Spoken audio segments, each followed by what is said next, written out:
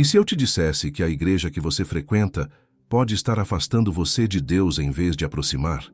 Que sinais revelam quando uma congregação deixou de servir ao Altíssimo para servir interesses humanos? Hoje vamos desvendar verdades que poucos ousam proclamar. Nem toda igreja que fala de Deus conduz à verdade. Algumas estão enganando a sua fé, e você pode estar dentro de uma delas sem perceber. E se eu te dissesse que a igreja que você frequenta pode estar afastando você de Deus em vez de aproximar? Que sinais revelam quando uma congregação deixou de servir ao Altíssimo para servir interesses humanos? Hoje, vamos desvendar verdades que poucos ousam proclamar. Você já sentiu aquele incômodo no coração ao sair de um culto? Aquela sensação estranha de que algo não estava certo, mas não conseguiu identificar exatamente o que? Talvez tenha ouvido mensagens que mais pareciam palestras motivacionais do que ensinamentos bíblicos. Ou percebeu que os líderes vivem em luxo, enquanto os fiéis mal conseguem pagar suas contas. Esse desconforto que você sente não é coincidência. É o Espírito Santo alertando sua consciência de que algo está profundamente errado. Jesus foi claro ao advertir seus discípulos sobre falsos profetas que viriam em seu nome. Em Mateus 7, versículos 15 a 16, ele diz: Acautelai-vos dos falsos profetas, que vêm a vós disfarçados de ovelhas, mas interiormente são lobos devoradores. Pelos seus frutos os conhecereis. Essas palavras ecoam através dos séculos com uma urgência que muitos preferem ignorar. Vivemos em uma época onde igrejas se multiplicam a cada esquina, onde pregadores surgem como celebridades e onde o evangelho genuíno muitas vezes é substituído por versões diluídas que agradam os ouvidos, mas não transformam corações.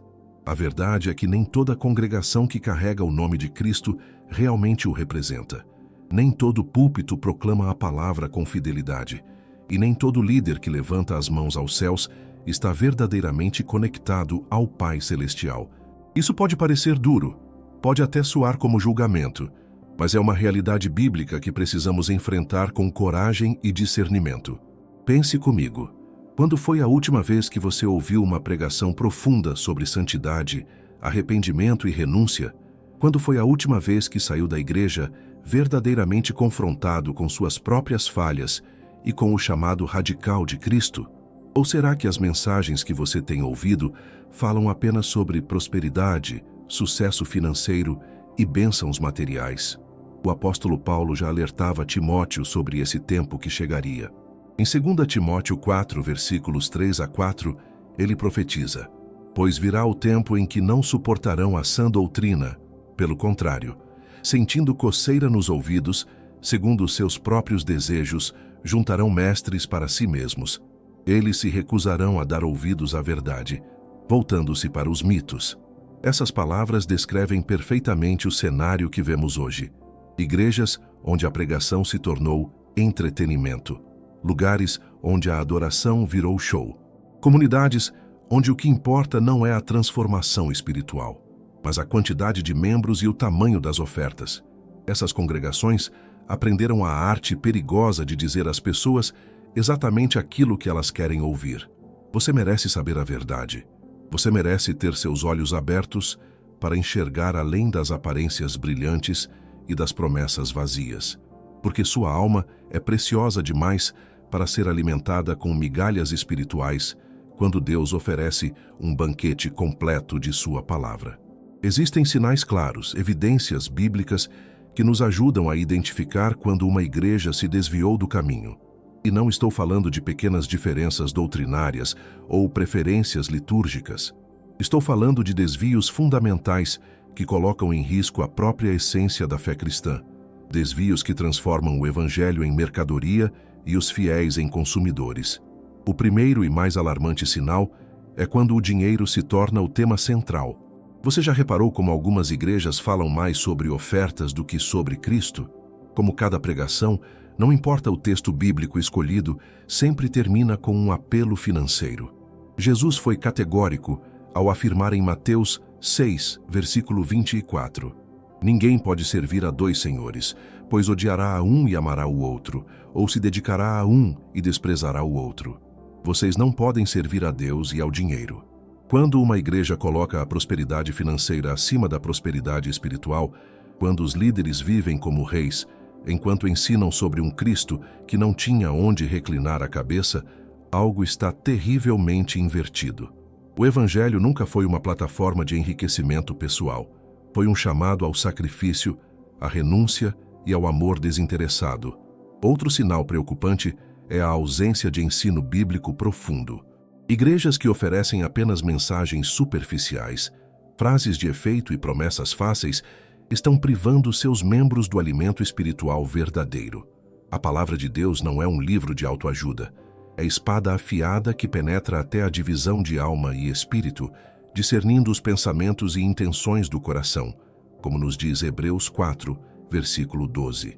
Congregações que evitam temas difíceis como pecado, juízo, santificação e cruz estão negando aos fiéis o evangelho completo.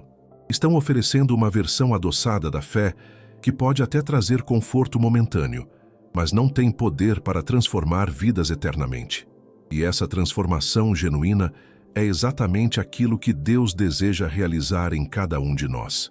Observe também como a liderança se comporta.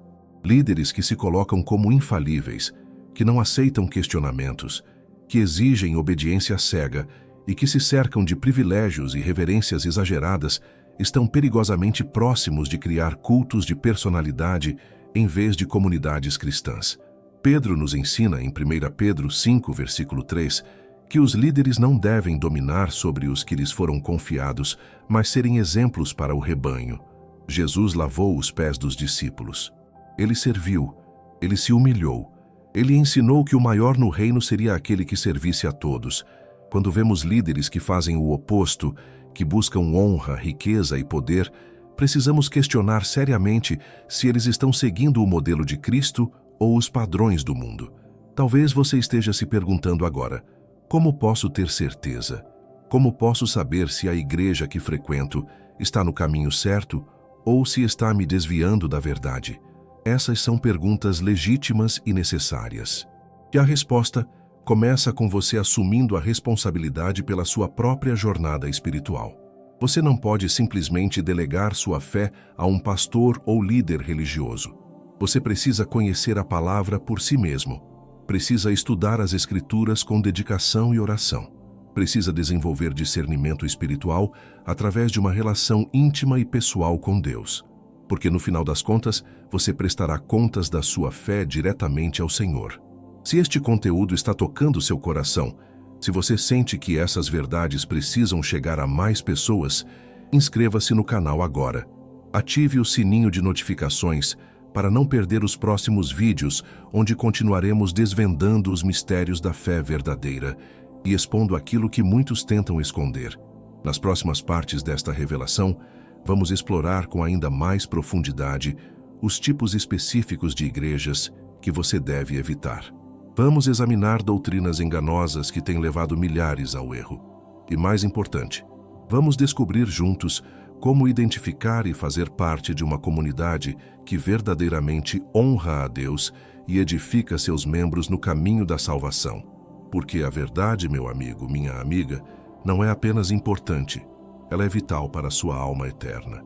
Agora que compreendemos os sinais iniciais de alerta, precisamos mergulhar mais fundo naquilo que realmente define uma igreja desviada. Existem tipos específicos de congregações que, embora carreguem a Bíblia e cantem louvores, estão conduzindo multidões para longe da verdade. E o mais perigoso é que elas fazem isso de forma tão sutil que muitos nem percebem o engano até que seja tarde demais. Vamos falar primeiro sobre as igrejas da teologia da prosperidade. Você certamente já ouviu falar delas. Talvez até frequente uma sem saber. São aquelas congregações onde tudo gira em torno de bênçãos materiais, onde Deus é apresentado como uma espécie de gênio da lâmpada que existe para realizar seus desejos terrenos. Nessas igrejas, a cruz é substituída pela conta bancária e a santificação dá lugar à semeadura financeira. O problema não está em Deus abençoar seus filhos. Claro que Ele abençoa. O problema está em transformar essas bênçãos no objetivo central da fé. Em fazer parecer que servir a Deus é uma transação comercial, onde você investe dinheiro e recebe prosperidade em troca. Isso não é evangelho, isso é mercantilismo espiritual. Jesus nunca prometeu riqueza aos seus seguidores, muito pelo contrário. Em Lucas 9, versículo 58, ele afirma: as raposas têm suas tocas e as aves do céu têm seus ninhos, mas o Filho do Homem não tem onde reclinar a cabeça. E aos seus discípulos ele disse claramente que no mundo teriam aflições, mas que tivessem bom ânimo porque ele venceu o mundo. Nessas igrejas, você raramente ouvirá sobre sofrimento, perseguição ou cruz. Não escutará sobre morrer para si mesmo ou negar seus desejos carnais. Tudo é sempre sobre vitória, conquista e prosperidade imediata. E quando as promessas não se cumprem, quando o carro novo não chega e a cura não acontece, dizem que o problema está na sua fé insuficiente ou na falta de generosidade financeira. Imagine a crueldade dessa mensagem. Pessoas que já enfrentam dificuldades na vida recebem ainda o peso adicional da culpa espiritual. São levadas a crer que seus problemas existem porque não fizeram ofertas grandes o suficiente, porque não tiveram fé suficiente. Isso não é pastoreio. Isso é manipulação emocional e espiritual da forma mais cruel. Em 1 Timóteo 6, versículos 9 e 10, Paulo nos adverte: mas os que querem ficar ricos caem em tentação, em armadilha e em muitos desejos insensatos e nocivos que fazem os homens afundarem na ruína e na perdição, porque o amor ao dinheiro é raiz de todos os males. Algumas pessoas, por cobiçarem o dinheiro, desviaram-se da fé e se atormentaram a si mesmas com muitos sofrimentos. Repare que Paulo não está condenando quem tem dinheiro, mas aqueles que querem ficar ricos, que fazem da riqueza seu objetivo principal. E é exatamente isso que a teologia da prosperidade ensina: cobiçar o dinheiro, fazer dele a meta, usar Deus como meio para alcançar riqueza. Isso é desvio da fé, como o próprio apóstolo afirma. Outro tipo extremamente perigoso são as igrejas que distorcem a graça de Deus para justificar qualquer estilo de vida. Essas congregações pregam uma liberdade que na verdade é libertinagem. Dizem que porque vivemos sob a graça, o pecado não importa mais, que Deus perdoa tudo automaticamente, então podemos viver como bem entendermos. Essa é uma compreensão completamente equivocada da graça divina. Paulo enfrenta exatamente esse pensamento em Romanos 6, versículos 1 e 2. Que diremos então? Continuaremos pecando para que a graça aumente? De maneira nenhuma. Nós que morremos para o pecado, como podemos continuar vivendo nele? A graça de Deus não é uma licença para pecar. É o poder transformador que nos liberta do pecado. É aquilo que nos capacita a viver em santidade, não aquilo que nos dá permissão para viver em mundanismo. Quando uma igreja deixa de chamar o pecado pelo seu nome, quando aceita práticas claramente condenadas nas Escrituras sob o pretexto de amor e inclusão, ela está traindo o Evangelho. Sim, Deus ama o pecador. Sim, a igreja deve ser um hospital para almas feridas, não um clube de perfeitos. Mas existe uma diferença enorme entre acolher pessoas em seus pecados para conduzi-las à transformação e simplesmente aceitar o pecado como algo normal e aceitável. A primeira é missão cristã. A segunda é cumplicidade com aquilo que destrói a alma. Jesus demonstrou isso perfeitamente quando encontrou a mulher apanhada em adultério. Ele não a condenou, não permitiu que a apedrejassem, mas também não disse que seu pecado era aceitável. Suas palavras foram claras: vá e não peques mais, registradas em João 8, versículo 11. Amor e verdade caminharam juntos. Compaixão e chamado à santidade se uniram.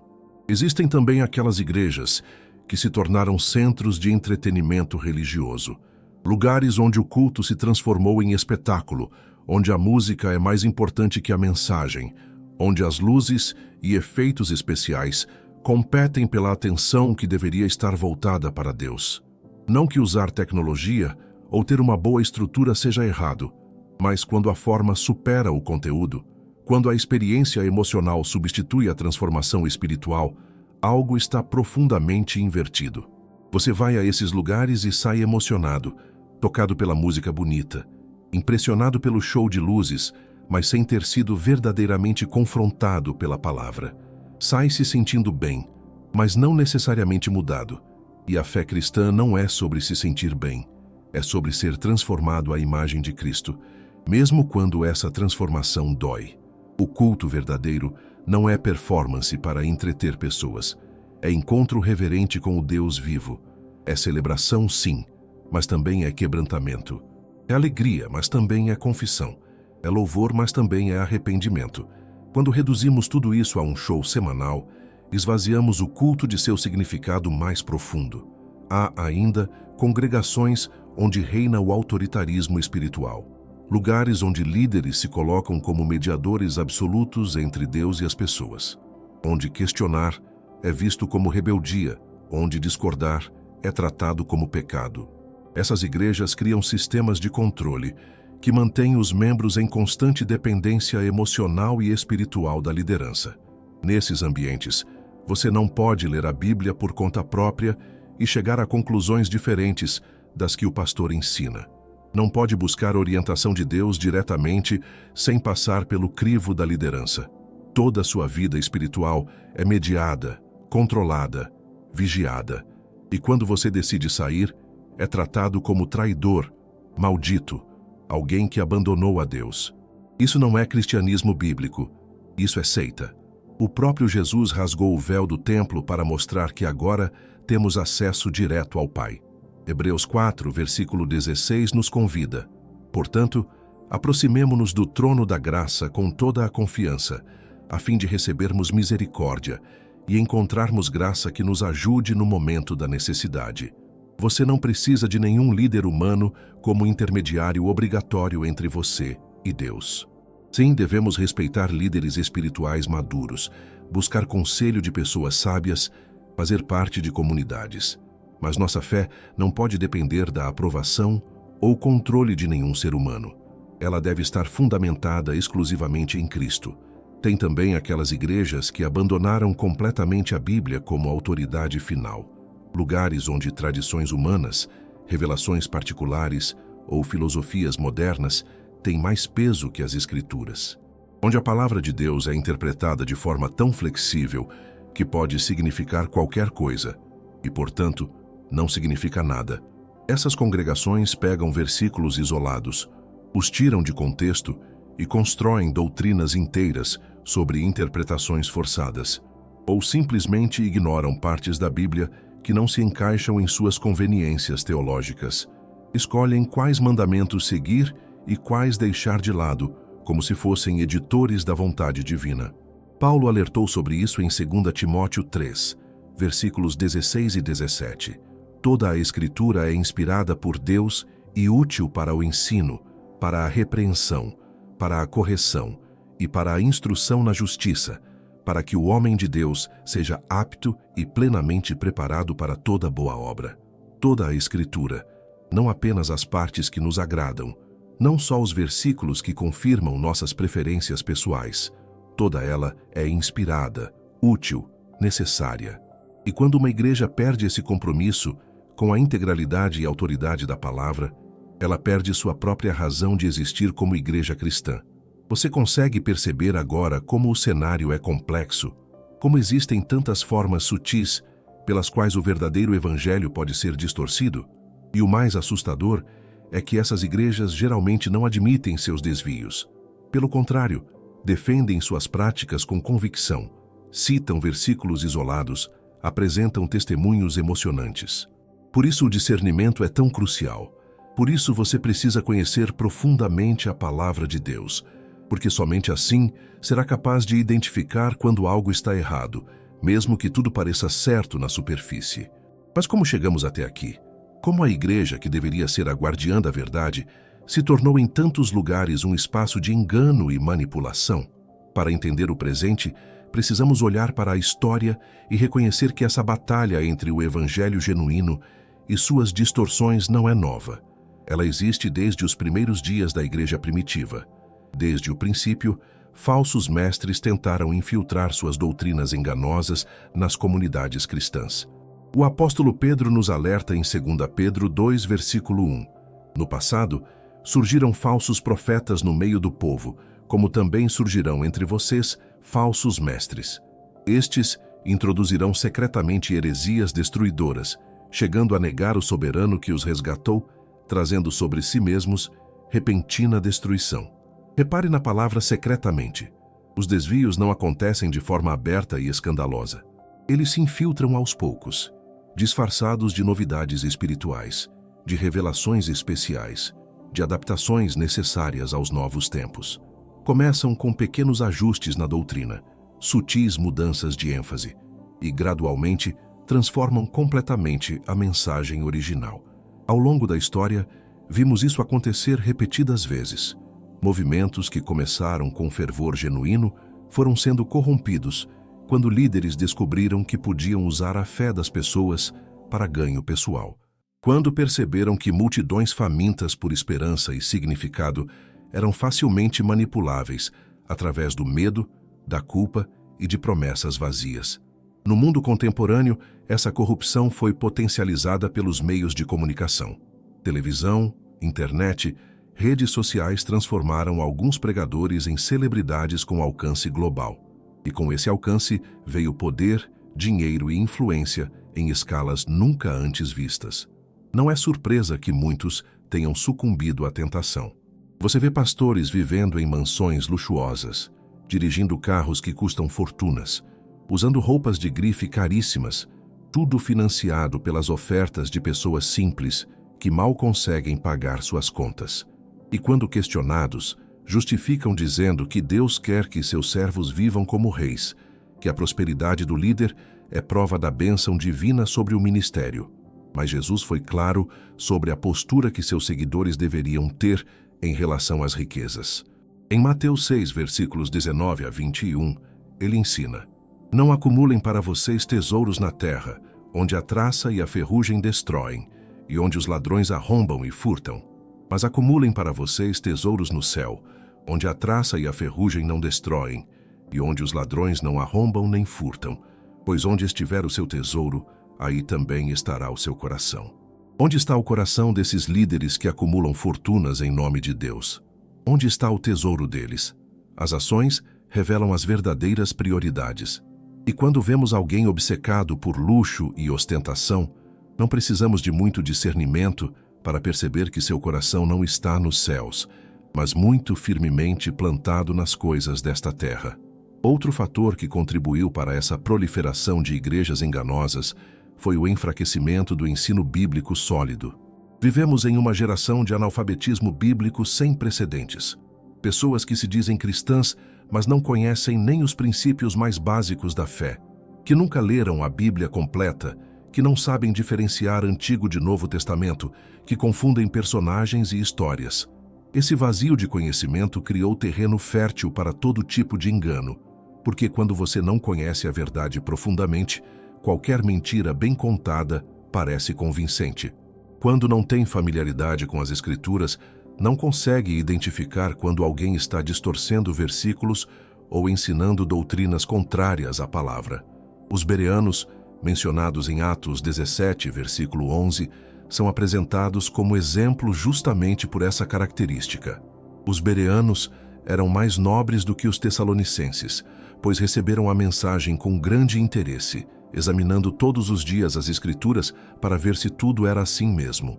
Eles não aceitavam nenhum ensinamento cegamente, nem mesmo quando vinha do apóstolo Paulo. Conferiam tudo nas Escrituras, estudavam, comparavam, verificavam, e por isso eram considerados nobres. Hoje, essa atitude seria vista como rebeldia em muitas igrejas, mas é exatamente essa postura de investigação cuidadosa que precisamos recuperar. Existe também um componente cultural que não podemos ignorar. Em muitas sociedades, incluindo a nossa, há uma tradição de religiosidade que nem sempre significa fé genuína. Pessoas frequentam igrejas por hábito, por pressão social, por tradição familiar, mas sem um encontro real e transformador com Cristo. E essas pessoas se tornam vulneráveis a qualquer pregação que prometa soluções rápidas para seus problemas. Elas querem uma religião que funcione como uma espécie de seguro espiritual. Algo que lhes dê paz de consciência, que resolva suas crises imediatas, que garanta um lugar no céu, mas sem exigir mudanças profundas em suas vidas. E muitas igrejas aprenderam a oferecer exatamente isso. Uma fé conveniente, confortável, que não incomoda nem desafia. Mas o verdadeiro evangelho nunca foi confortável. Ele confronta nosso orgulho, expõe nosso pecado, exige arrependimento e transformação radical. Como disse Dietrich Bonhoeffer, teólogo que enfrentou o nazismo e pagou com a própria vida, a graça barata é a pregação do perdão sem arrependimento, é o batismo sem a disciplina de uma congregação, é a ceia do Senhor sem confissão de pecados, é a absolvição sem contrição pessoal. A graça barata é graça sem discipulado, graça sem a cruz. Quantas igrejas hoje oferecem exatamente essa graça barata? Prometem perdão sem mudança de vida, bênção sem compromisso, salvação sem cruz. Atraem multidões porque dizem às pessoas o que elas querem ouvir, não o que precisam ouvir, e no processo traem completamente o Evangelho de Cristo. Precisamos também falar sobre a questão do emocionalismo exagerado. Existem congregações onde tudo se baseia em experiências emocionais intensas. Cultos projetados para gerar estados alterados de consciência, manifestações extravagantes que são apresentadas como sinais do Espírito Santo, mas que muitas vezes não passam de manipulação psicológica habilidosa. Não estou dizendo que emoções não têm lugar na fé. Deus nos criou como seres emocionais, e nossa adoração certamente envolve sentimentos. Mas quando a emoção se torna o critério de verdade, quando só acreditamos que Deus está presente, se sentimos arrepios ou choramos, quando julgamos a qualidade de um culto pela intensidade da experiência emocional, estamos em terreno perigoso. A fé verdadeira não se baseia em sentimentos voláteis. Ela se fundamenta na palavra eterna de Deus, como está escrito em Hebreus 13, versículo 8. Jesus Cristo é o mesmo ontem, hoje e para sempre. Ele não muda conforme nossas emoções oscilam. Sua verdade permanece firme, independentemente do que sentimos. Muitas pessoas saem desses cultos altamente emocionais, sentindo-se vazias depois que a adrenalina passa. Ficam dependentes daquelas experiências, sempre buscando o próximo momento de êxtase espiritual, mas sem desenvolver uma fé madura e estável. É como uma droga. Você precisa de doses cada vez maiores para sentir o mesmo efeito.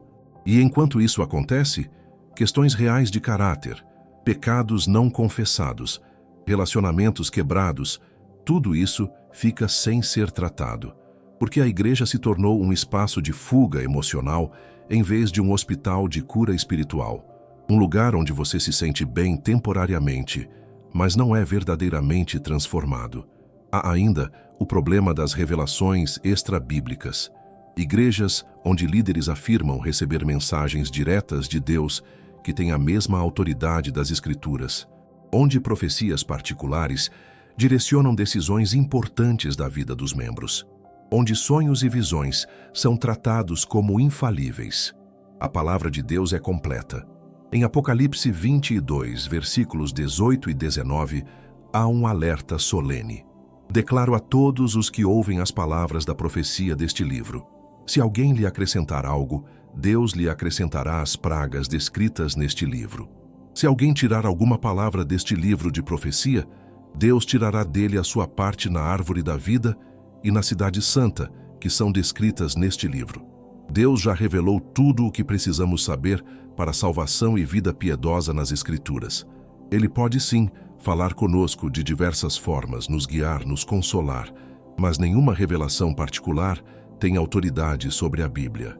E quando líderes se colocam como receptores especiais de mensagens divinas que você deve obedecer sem questionar, estão se colocando no lugar que pertence somente a Cristo. Você percebe como tudo isso se conecta? Como cada um desses desvios alimenta e reforça os outros? O analfabetismo bíblico permite o emocionalismo exagerado. O emocionalismo impede o pensamento crítico. A falta de pensamento crítico abre espaço para falsas revelações. E tudo isso junto cria o ambiente perfeito para manipulação e abuso espiritual. Por isso precisamos estar alertas. Por isso, o conhecimento profundo da palavra é tão essencial. Por isso não podemos simplesmente aceitar tudo o que nos dizem, mesmo quando vem de pessoas carismáticas, eloquentes, que citam versículos e fazem milagres. Porque até mesmo Satanás pode se disfarçar de anjo de luz. como Paulo nos adverte em 2 Coríntios 11, versículo 14. Então, o que fazer diante de tudo isso? Como você pode proteger sua fé e sua família dessas influências enganosas? Como discernir entre uma igreja genuína e aquelas que apenas usam o nome de Cristo para outros propósitos?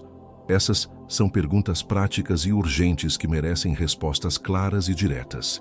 Primeiro, você precisa se tornar um estudante dedicado da Palavra de Deus. Não há substituto para isso. Não há atalho. Você não pode terceirizar sua responsabilidade de conhecer as Escrituras para nenhum pastor, pregador ou líder religioso. A Bíblia precisa se tornar seu alimento diário, sua referência constante, seu guia confiável. Estabeleça uma rotina de leitura bíblica. Não precisa ser algo complicado ou demorado. Comece com 15 minutos por dia. Leia sistematicamente, do começo ao fim, não apenas versículos isolados. Busque entender o contexto, a história, a mensagem completa. E enquanto lê, ore pedindo ao Espírito Santo que ilumine sua compreensão. Em Salmos 119, versículo 105, está escrito: Lâmpada para os meus pés é a tua palavra e luz para o meu caminho. A palavra de Deus não é apenas informação, é iluminação. Ela esclarece o caminho, revela a verdade, expõe o engano, mas só funciona assim para quem realmente a conhece e medita nela. Quando você conhece profundamente as Escrituras, desenvolve um radar espiritual. Consegue perceber quando algo está errado, mesmo que não consiga explicar exatamente por que no primeiro momento. É como alguém que trabalha com dinheiro e consegue identificar uma nota falsa apenas pelo toque, porque está tão familiarizado com a verdadeira que qualquer falsificação se destaca. Segundo, observe os frutos. Jesus nos deu um critério claro e objetivo para avaliar ministérios e líderes. Em Mateus 7, versículos 16 a 20, ele declara: Pelos seus frutos vocês os conhecerão. Pode alguém colher uvas de um espinheiro ou figos de ervas daninhas? Semelhantemente, toda árvore boa dá frutos bons, mas a árvore ruim dá frutos ruins. A árvore boa não pode dar frutos ruins, nem a árvore ruim pode dar frutos bons. Toda árvore que não produz bons frutos é cortada e lançada ao fogo. Assim, pelos seus frutos, vocês os conhecerão. Que frutos você vê na vida dos líderes da sua igreja?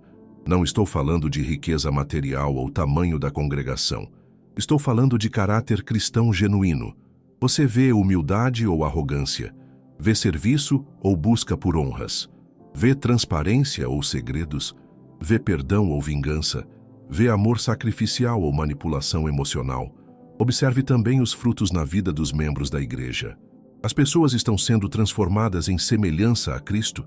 Estão crescendo em santidade, amor, compaixão, generosidade? Ou estão apenas se tornando mais fanáticas, julgadoras, consumistas? Uma igreja saudável produz cristãos maduros, não apenas religiosos entusiasmados. Terceiro, preste atenção ao que é enfatizado e ao que é negligenciado. Toda igreja tem ênfases, e isso não é necessariamente ruim. Mas quando certas verdades bíblicas são constantemente ignoradas ou minimizadas, isso revela um problema. Uma igreja que nunca fala sobre pecado, arrependimento e santificação está escondendo partes essenciais do Evangelho. Uma igreja que só fala sobre julgamento e condenação, sem mencionar graça e misericórdia, está desequilibrada na outra direção. Uma igreja que enfatiza experiências sobrenaturais, mas negligencia a obediência prática aos mandamentos de Cristo, tem suas prioridades invertidas. O Evangelho completo inclui todos esses elementos. Ele nos confronta com nosso pecado e nos chama ao arrependimento, mas também proclama o amor incondicional de Deus e sua graça transformadora. Ele nos convida a experiências genuínas com o Espírito Santo, mas também nos chama a viver vidas de integridade e obediência. Nada pode ser deixado de fora. Quarto, avalie como o dinheiro é tratado. Não há nada de errado em igrejas receberem ofertas e dízimos. Elas têm despesas legítimas e precisam de recursos para funcionar. O problema surge quando o apelo financeiro se torna obsessivo, quando há pressão constante, quando promessas de retorno financeiro são usadas para motivar generosidade. Uma igreja saudável ensina sobre mordomia bíblica de forma equilibrada. Ela é transparente sobre suas finanças, presta contas de como os recursos são usados, não constrói impérios pessoais em nome do ministério. E seus líderes demonstram simplicidade e contentamento em suas próprias vidas, como Paulo ensinou em 1 Timóteo 6, versículo 6. De fato, a piedade com contentamento é grande fonte de lucro. Se você percebe que cada mensagem, independente do tema inicial, sempre termina com apelo financeiro, desconfie. Se os líderes vivem em luxo enquanto pedem sacrifícios financeiros dos membros, questione. Se há promessas de bênçãos proporcionais ao valor doado, fuja. Isso não é igreja, é negócio. Quinto, observe como a liderança lida com questionamentos e críticas. Igrejas saudáveis permitem perguntas honestas. Líderes maduros não se sentem ameaçados por pessoas que querem entender melhor, que têm dúvidas legítimas, que discordam respeitosamente em questões secundárias. Mas em igrejas problemáticas, questionar é visto como rebelião. Discordar é tratado como ataque pessoal. Pedir explicações é interpretado como falta de fé. E quem ousa levantar preocupações é rapidamente isolado, difamado ou expulso. Esse tipo de ambiente autoritário é um grande sinal de alerta. Em Atos 17, vimos que os bereanos eram elogiados por conferir os ensinamentos de Paulo nas Escrituras. Se até um apóstolo estava sujeito a esse escrutínio, quanto mais líderes contemporâneos deveriam estar. Nenhum homem ou mulher, por mais ungido que seja, está acima da palavra de Deus ou livre de prestação de contas. Sexto, considere o equilíbrio entre verdade e amor. O apóstolo Paulo nos instrui em Efésios 4, versículo 15, a falar a verdade em amor. Uma igreja genuína mantém esse equilíbrio delicado. Ela não sacrifica a verdade em nome de uma falsa inclusão, nem usa a verdade como arma para ferir e excluir pessoas. Igrejas que só enfatizam verdade tendem a se tornar duras, legalistas, sem graça. Igrejas que só enfatizam amor acabam tolerando qualquer coisa, perdendo sua identidade bíblica. O ideal é manter ambos. Verdade clara sobre o que Deus diz, comunicada com amor genuíno pelas pessoas. Jesus personificou isso perfeitamente. Ele nunca comprometeu a verdade, mas sempre a comunicou com compaixão. Foi firme contra a hipocrisia religiosa, mas terno com pecadores arrependidos. Chamou pessoas ao arrependimento, mas também as acolheu com graça. Esse é o modelo que toda igreja deveria seguir. Sétimo, avalie a comunidade e os relacionamentos. Igreja não é apenas sobre cultos de domingo. É sobre vida compartilhada, relacionamentos genuínos, cuidado mútuo. É o que vemos em Atos 2, versículos 42 a 47, onde os primeiros cristãos perseveravam no ensino dos apóstolos e na comunhão no partir do pão e nas orações. Você conhece profundamente as pessoas da sua igreja? Elas conhecem você? Há espaço para vulnerabilidade e autenticidade?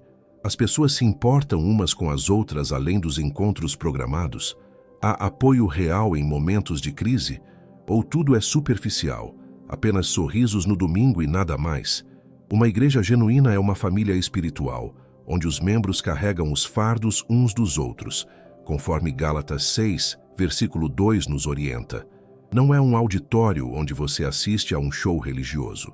É uma comunidade de amor, onde você é conhecido, aceito e desafiado a crescer. Oitavo, observe o que acontece quando você decide sair. Igrejas saudáveis entendem que pessoas podem ter razões legítimas para mudar de congregação, mudança de cidade, busca por uma comunidade que melhor atenda suas necessidades espirituais, ou simplesmente o sentir do Espírito Santo direcionando para outro lugar. Mas igrejas problemáticas frequentemente tratam a saída de membros como traição. Usam culpa, medo e até ameaças espirituais para manter as pessoas presas. Dizem que você estará fora da cobertura espiritual, que será amaldiçoado, que não prosperará longe daquele ministério específico. Isso é manipulação pura e simples. Você não está casado com uma igreja local.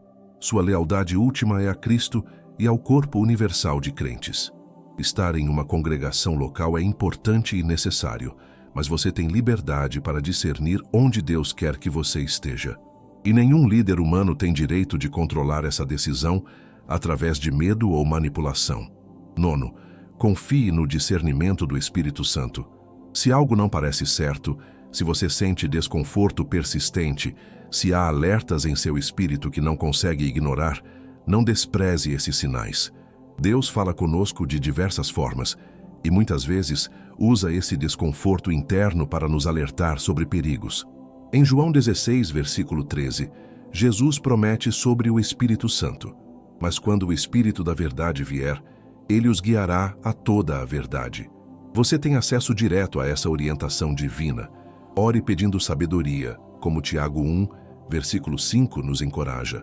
Se algum de vocês tem falta de sabedoria, peça a Deus, que a todos dá livremente, de boa vontade, e lhe será concedida.